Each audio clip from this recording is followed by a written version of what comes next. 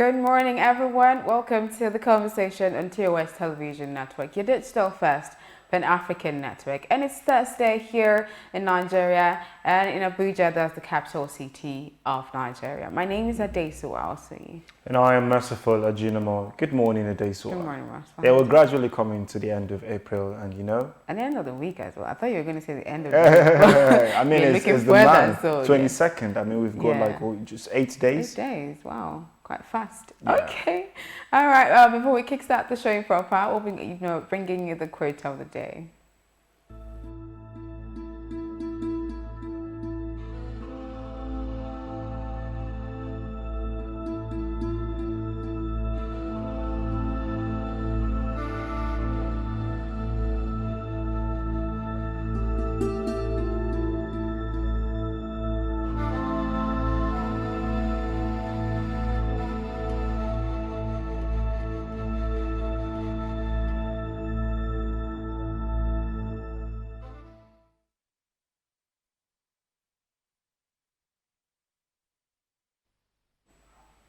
So basically, it's saying it's better to actually just fail at something than not doing anything at all. So it's better you do something and then you fail at it than just sitting and not doing anything at all. Yeah, because failing is learning. Yeah. So the more you fail, the more times you fail, the more you learn. So as you're learning, you're gathering all the experience you need to be able to get very, very, very good at what it is you're doing. Exactly. Okay, we move straight into development across Africa, and we'll be starting from South Africa. An update on the inferno that reached one of the heritage sites in South Africa. That's the Table Mountain. Has been smoldering after a fire swept the iconic site. The library at the University of Cape Town that housed a unique collection of African archives and an 18th century Monsters Heath windmill was also gutted in the fire. Now, smoke rose from the mountain after firefighters battled to contain the flames with the help of helicopters dumping water on the blaze, which first broke out on Saturday. On Wednesday, City of Cape Town Safety Chief J.P. Smith said there were two very small flare-ups this afternoon, but said they were quickly extinguished. Spokesman for South Africa's National Parks, Ray Thakuli, said mopping up operations are now underway, with crews now attending to shoulders. No casualties have been reported so far, apart from 4 firefighters who have been injured. It's quite good to know that the fire had been put out and then there are no casualties, and it's just sad that a heritage site got gutted in fire. Very, very good to see site, a place for tourism that attracts so much attention and everything. I do hope everything is cured and the place returns to normal as soon as possible. All right, I'm talking about the Chad former president Idris Deby has died. World leaders are now mourning him. And former president of Chad, Idris Deby, a general famously known for his bravery, was cut by the greedy Grim Reaper on the front line on Tuesday. Therefore, thwarted in the media just a day after he was declared the winner in the just concluded election. Since his demise, world leaders have penned condolences to the people of Chad on the departed war maestro. I'm deeply shocked and devastated by the sudden death of President Idris Deby on the battlefront, defending the sovereignty of his country. The late president played a very active role in our regional joint collaboration in the military campaign against Boko Haram, and he was a friend of Nigeria who enthusiastically lent his hand to our effort to defeat the murderous Boko Haram terrorists that have posed grave security challenges, not only for Nigeria but also our African neighbors, particularly Chad, Cameroon and Niger Republic. And President Muhammadu Buhari was still saying the death of President Deby will surely create a big vacuum in the efforts to jointly confront the Boko Haram terrorists and the Islamic State West Africa province. We must now strive to mobilize even greater collaboration to defeat the terrorists. On behalf of the government and people of Nigeria, I'm extending deepest condolences to the people of Chad and their country's new leadership, says President Muhammadu Buhari. Yes, and away from Chad, the European Union has launched £100 million humanitarian initiative to support campaigns in Africa. The Commissioner for Crisis Management, Janez Linakik, this Tuesday visited the Africa Center for Disease Control and Prevention, that's Africa CDC, in Addis Ababa, to herald the start of the implementation of the European Union's humanitarian initiative in support of COVID-19 vaccination campaigns across Africa.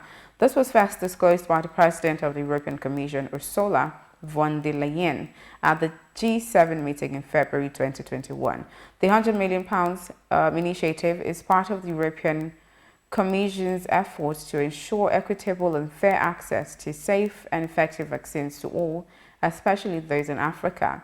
By joining forces with the Africa CDC and other international partners, the European Commission targets a fast and safe rollout of COVID-19 vaccines in all African countries. Following his meeting with the head of the Africa CDC, Dr. John Nkegasong, Commissioner for Crisis Management, Hannes Lenakik, stressed, "I am delighted to announce today the start of a new chapter in the EU's partnership with the Africa Centre for Disease Control and Prevention.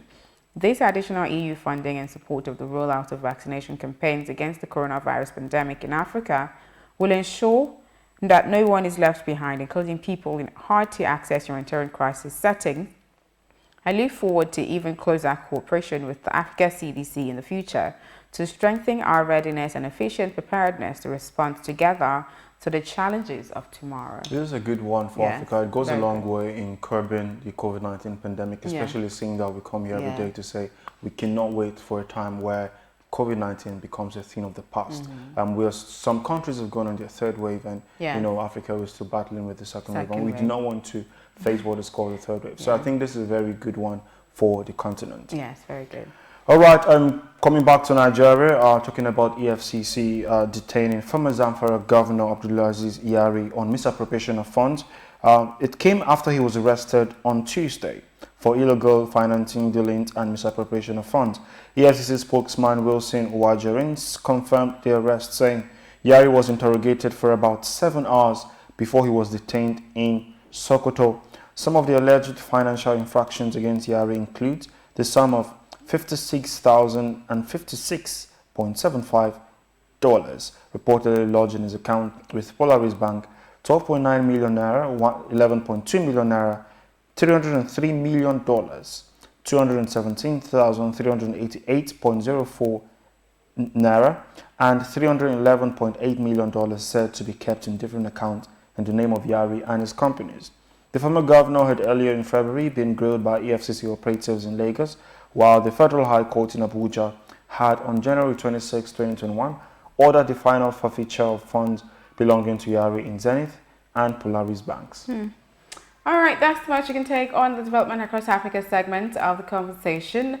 We're going to go on a break now, and you know that in that time we'll be bringing you COVID-19 updates from across Africa.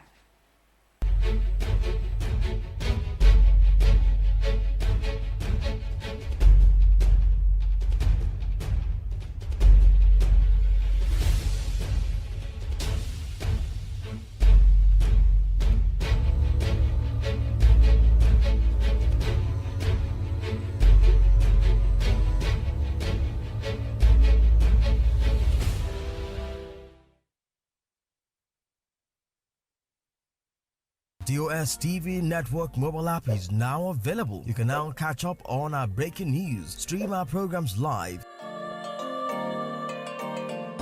watch out for the latest update on sports and politics as they unfold. You can also get notifications for our upcoming programs and events. All these on our TOS TV Network mobile app, available on Apple Store and Google Play Store. TOS TV News from Africa by Africans. Being a journalist means in-depth analysis that unravels hidden truths, that question the status quo and fact-checks government.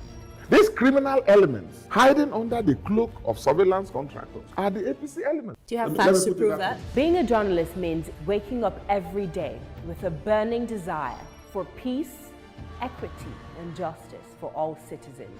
We're being told that the choice you have is to take the lesser of two evils. It means patriotism via the prism of objectivity and accountability.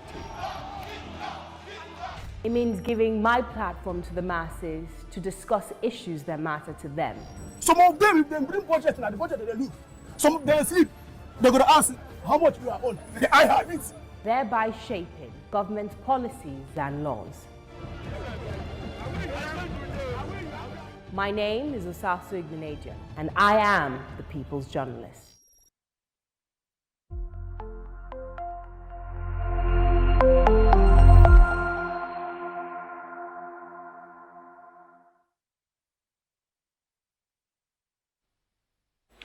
You're welcome back to The Conversation, showing on your digital first Pan-African news network, 2S Television. And that was the COVID-19 update from across Africa. Don't forget, you can always, stay protected by keeping yourself safe and those around you safe. It's that time where we go to the newspaper segment of the show and we read out some headlines from some of the Nigeria's, national dailies for this morning.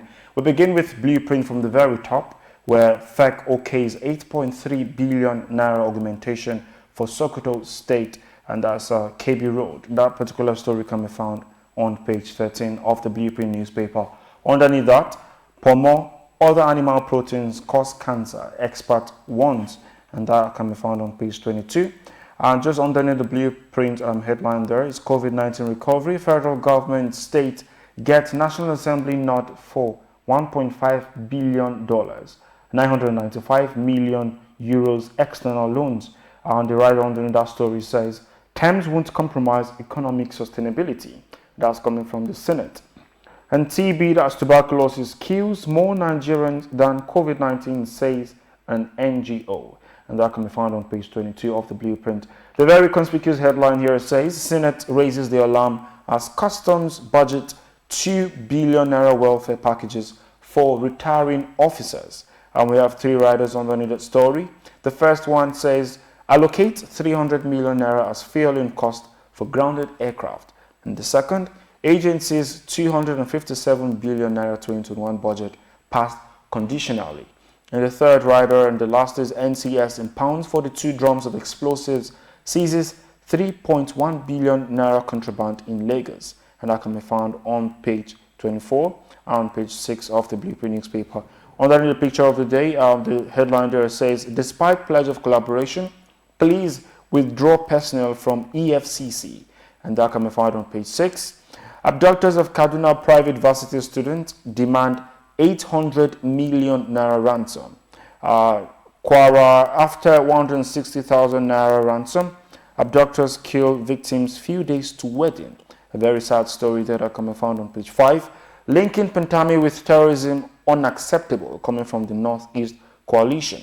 And that can be found on page 7. And the last headline for the Blueprint newspaper this morning is Anambra please refund 5.5 million naira extorted from citizen, prosecute culprit. And that can be found on page 15 of the Blueprint newspaper. That is very impressive. Very impressive, like what the police do. The last headline, yeah. Yeah, the last headline there. Very impressive. So they're not just returning the extorted monies, they're prosecuting the officers who are extorting monies. Yeah, so. It shows that there's something that's being done. Yeah, so like we do hope more is being done. Yeah, we had a new IAGP on board, so it shows the work is being done. Exactly. Do you like Pomo, by the way?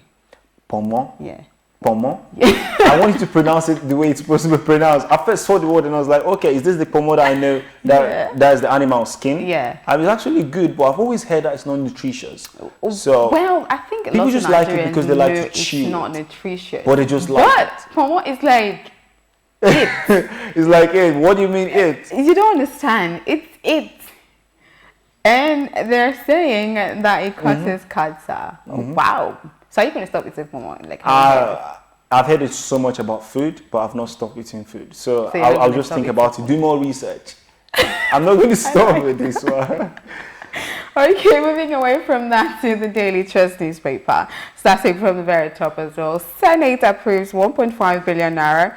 That's 995 million euros external loans for federal government.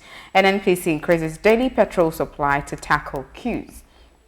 So the very gaping headline there says, 45 killed, dozens missing in 6 Zamfara communities. The first rider under that headline, soldiers missing as bandits attack military camp in Niger. Suspected IPOB gunmen killed 2 policemen in Enugu. Why it's difficult to tame banditry, that's coming from the federal government. And then just beside the picture of the day, header shot dead in Ondo. PDP crisis, Kwankwanso's faction retaliates, suspends Senator Guazo. First Bank gives female entrepreneurs 58 billion naira loan in 1 year. And then the last headline on the Daily Trust newspaper this morning says, mixed reactions as IGP recalls 25 senior EFCC detectives. Commission hesitant to release officers and then pulling out may affect operations. All of those stories you can find inside the Daily Trust newspaper. We have so much stories in security for this morning. Exactly. We move over to the Nigerian Pilot newspaper, beginning from the very top. Senate approves fresh $2.6 billion loan request to finance priority project. That can be found on page 5 of the Nigerian Pilot. Pensioners plan nationwide protest over pension increment. That can be found on page 13 of the Nigerian Pilot. And the very obvious headline says, bandits on rampage. That's an exclamation mark there. It's written in red. And we have 4 riders underneath that headline. Attack private varsity in Kaduna, kid one, abduct many students. Break into military camp in Niger, set vehicles ablaze. Burn police station in Adani, Enugu State, kill 2 officers, abduct 3 in Ondo. As minister raises alarm, says bandits can access 62,000 porous schools nationwide. Very sad. Can be found on page 8 of the Nigerian Pilot newspaper. And just underneath the picture of the day, IPOB replies UK government insists on referendum. That particular story can be found on page 7. And IGP orders withdrawal of senior officers attached to EFCC. That can be found on page 12. Katsina House of Assembly complex raised by fire. Page 10. 2 billion naira retirement incentive for customs officers shocks Senate. And that's on page 11. And talking about Chad, opposition rejects slain President Debi's son as father's successor. That can be found on page 10.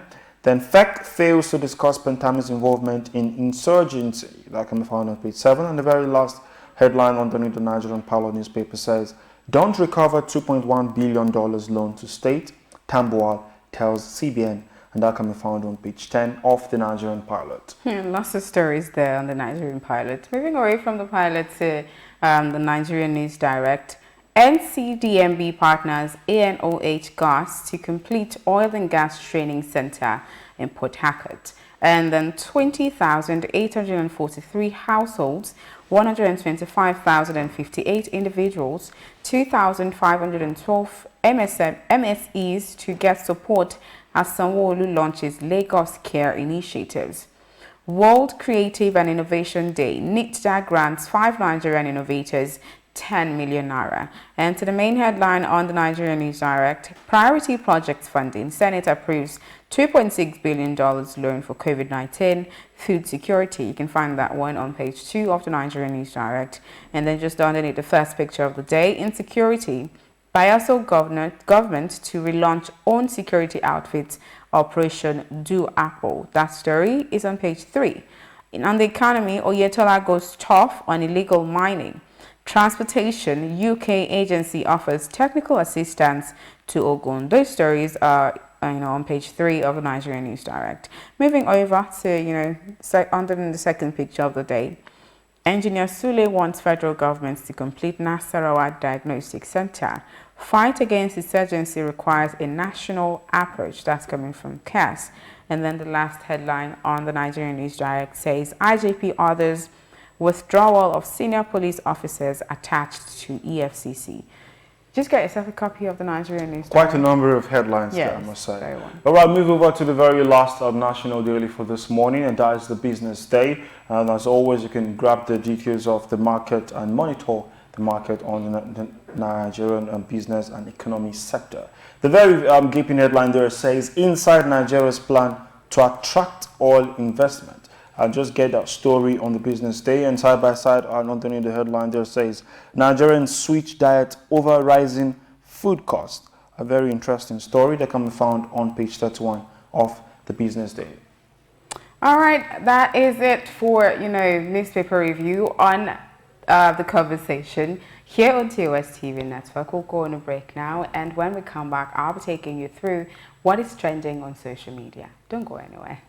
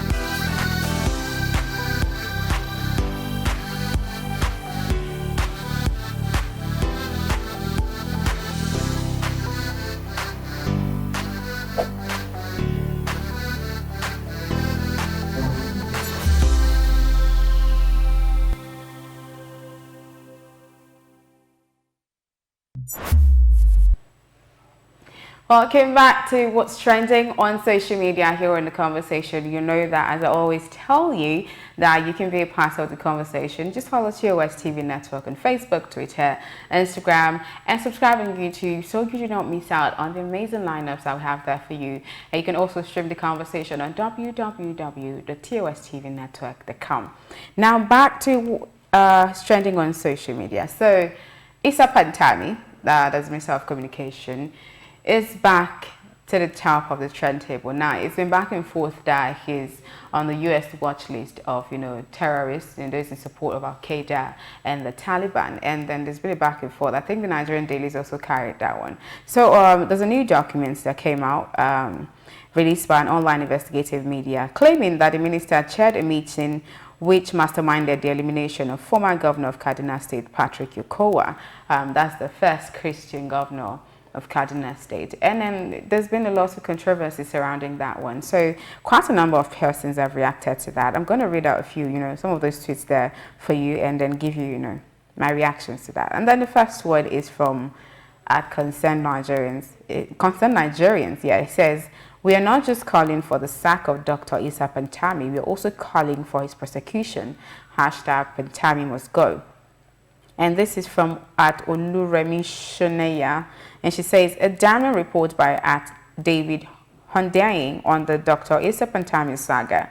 The studied silence of those who should react is intolerable, taking us as fools, spitting in our faces. How on earth could we have been cleared?" And then she went on to tag the president, the vice president, and every other person. This one is from Bosun Tichani, and he says, "Pantami's identity has always been known to the elites. Young Nigerians don't fall for it. This is not a religious war. The docs are likely being released by insiders. It took the most random Google search when he was first appointed in 2016 to see the dirt." And then this one is from FS_Yusuf. He says, "Y'all shouting Islamophobia. Buhari can replace Pantami with another Muslim with clean record for all we care. It's not about Islam. Don't even attempt that blackmail. It's a case of having a terrorist sympathizer handling critical asset of a national security. Get sense." And then in response to that, Chadham says, "I'm not siding with Pantami, but what you're saying is not enough reason to sack him. Bring tangible evidence and his ties to any terrorist organization. Do that and we will be discussing this issue. I don't see this as an attack against Islam, but in my own perspective view." Now, this is quite an intricate, subject matter. Mm-hmm.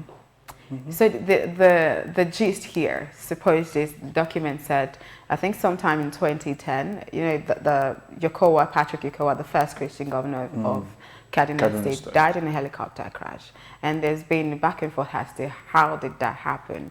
So it's been said that he actually, that's Dr. Issa Pantami and some other persons actually had some, meeting to, propose that he be eliminated because they have to, liberate Kaduna State from Christianity and all the stuff. And then there was a part of the document where he praised Osama bin Laden for being a better Muslim than he is, and then wishing jihadists and Taliban's success in their terrorism and all of that. So it's been said that he's a terrorist apologist and he's some sort of like an Islam extremists and all of that stuff. So I think that's why he's been on the watch list. And then so there's, like the last person said, there's still no evidence, like concrete evidence to say this is what it is and all of that stuff. So it's basically the new document that came out and speculations, over time. I think it's the third time he's been trending in the last week and this week and all of that stuff. So this story is very, very intricate, very sensitive. We can't really say so much. And we're having like different reports come out from different people, different sides and everything. I really think this is the time where, he should step down. Yeah. And then we face these matters squarely and have a very deep investigation. The security forces, the intelligence unit should step in and get this, because it's not just about religion alone. We're talking about an issue of national security. Yeah. So it's a very deep and very serious matter. So it's not just like it's one of the things we come out on Twitter or social media to just tweet about and trend and just some conversations around it. I think it's very serious and we should take it as serious as it is. Yes.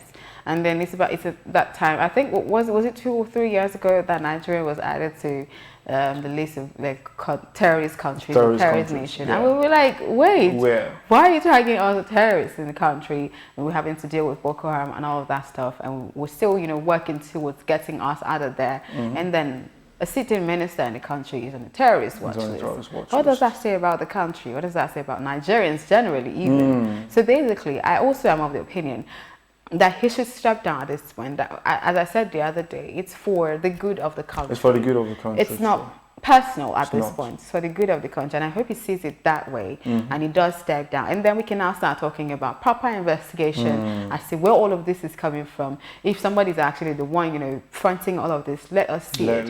But before then, I think he should step down. And justice must definitely be served. Yes, exactly. I'm sure proper investigation is going to go into anyway, and they should be transparent with it. We have to see, through to everything. All of the processes. This is what Nigerians are always asking for. Exactly. All right, that is it for what's trending on social media here on The Conversation. We'll go on a break now, and when we come back, it's time to take you on the big story. North to South Africa,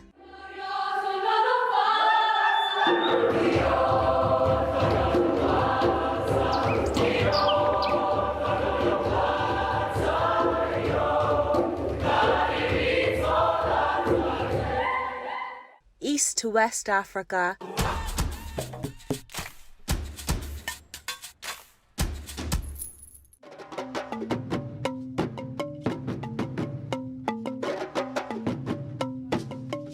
TOS TV Network is your digital-first Pan-African news network, bringing you news from across the continent. Visit our website www.tostvnetwork.com and follow us on social media at TOS TV Network on Instagram, Facebook and Twitter. Watch us on television, channel 138 on TSTV Africa.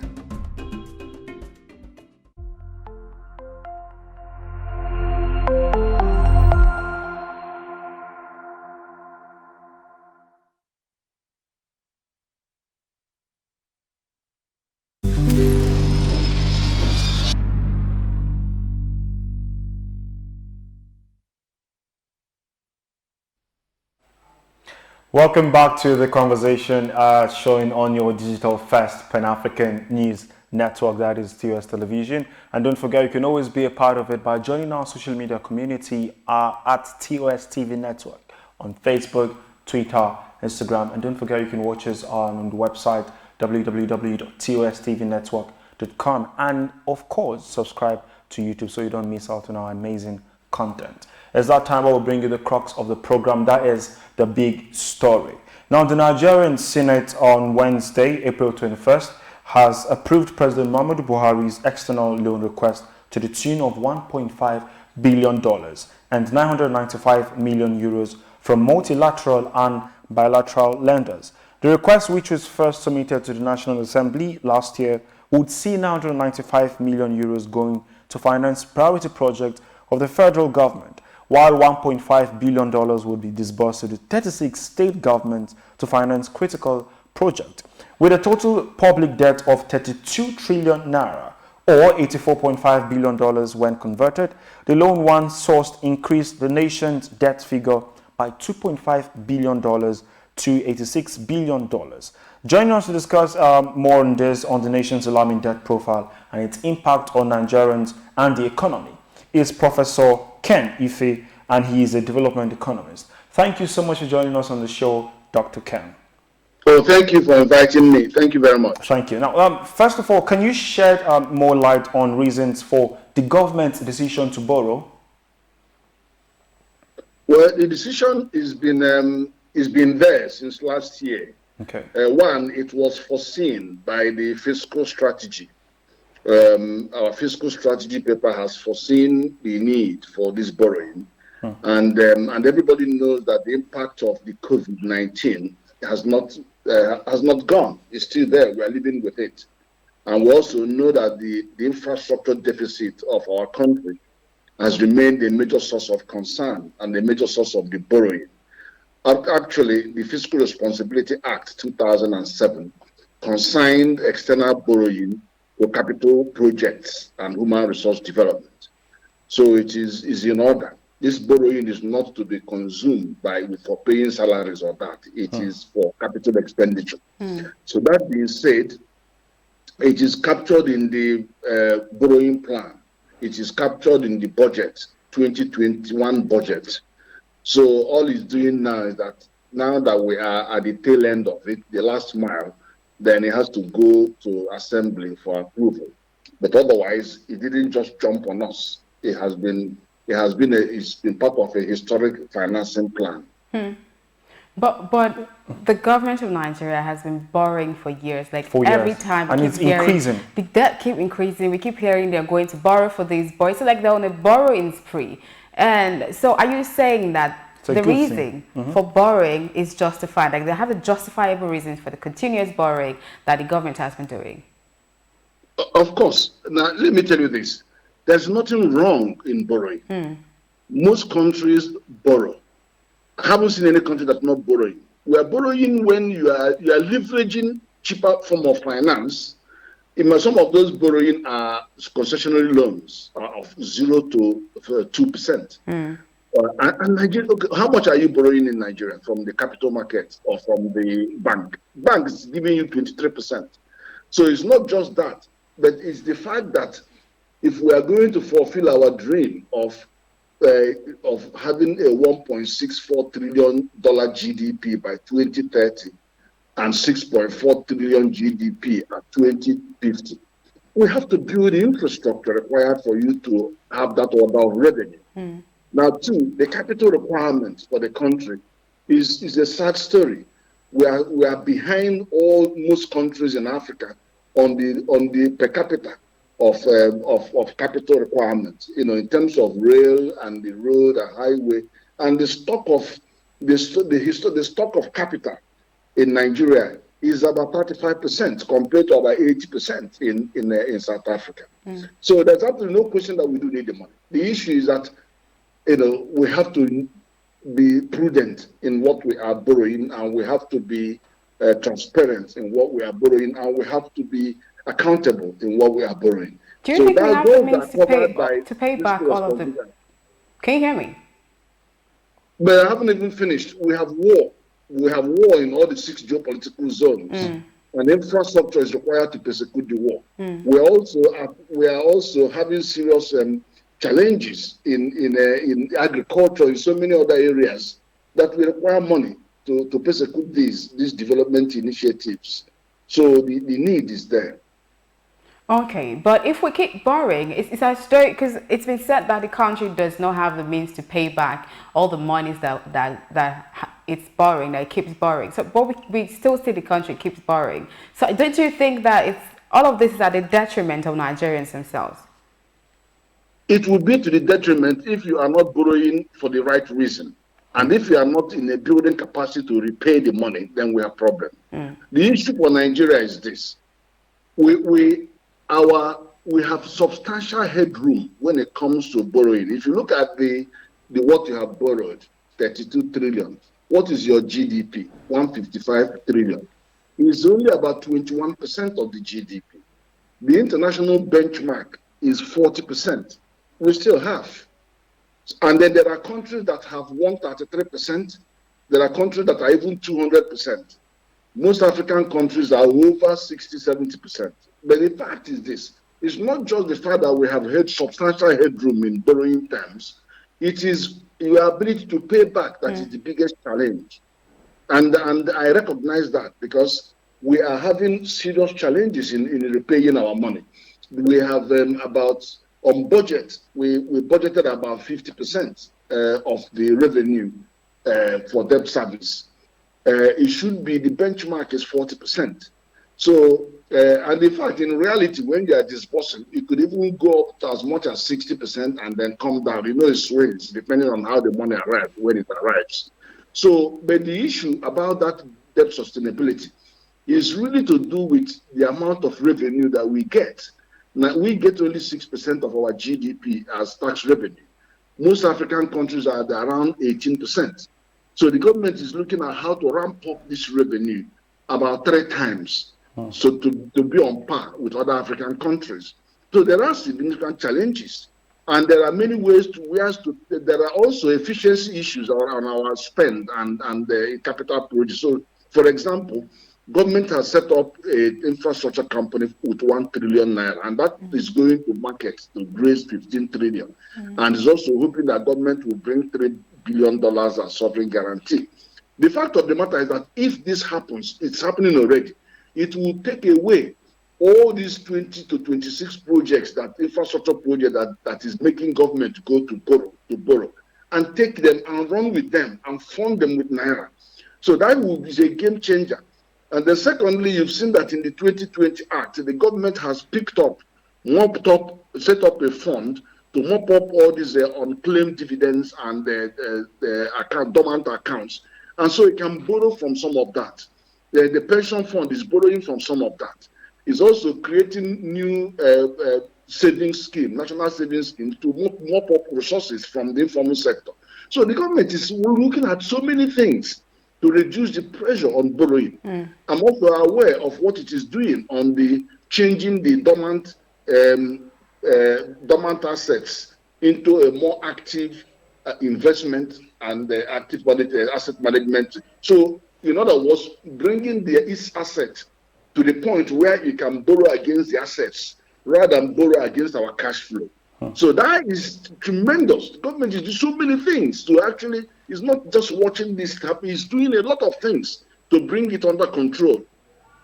Okay. So in all of these borrowing actions and activities, what is your opinion on the Nigerian government contending with the T&Cs, the terms and conditions attached to all of this? How do you think we'll manage with it? You know, because it's looking like we're desperate for the cash flow. So how do we manage all of the terms and conditions in a continuous borrowing need? Well, you've raised a very important point. Okay. Now, the narrative around Nigerians borrowing at the moment is that we are borrowing against our cash flow. Exactly. And that cash flow is very weak. And that's why I said that the provisions on the budget revenue is very small. We're only operating at 1/3 of our potential revenue, budget revenue, that's taxable revenue. Then we're having a debt service that is substantially higher than the 40% benchmark. So that is where you see the risk. And as long as you have that risk, the country will be looking more like being somewhat insolvent. So you have higher rates of more stringent conditions attached to your lending. So the more that is the case, that's where you keep having that. But as I said, with all of the things that we enumerated to you, that the government is doing, we are now going to have more liquidity coming from the government's assets. You understand? For example, Saudi Arabia needed $25 billion. They didn't go to borrow the $25 billion.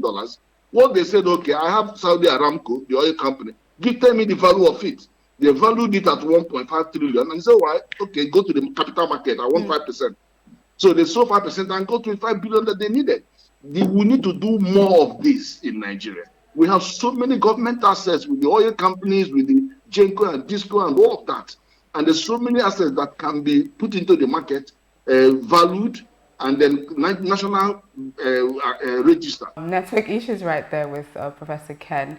I'm going to try to call him back. But we're actually out of time, actually. Yeah, we are right now. So well, quite an insightful one. Quite an insightful one, yeah. We have to go at this point. Thank you guys so much for joining us on the conversation this morning.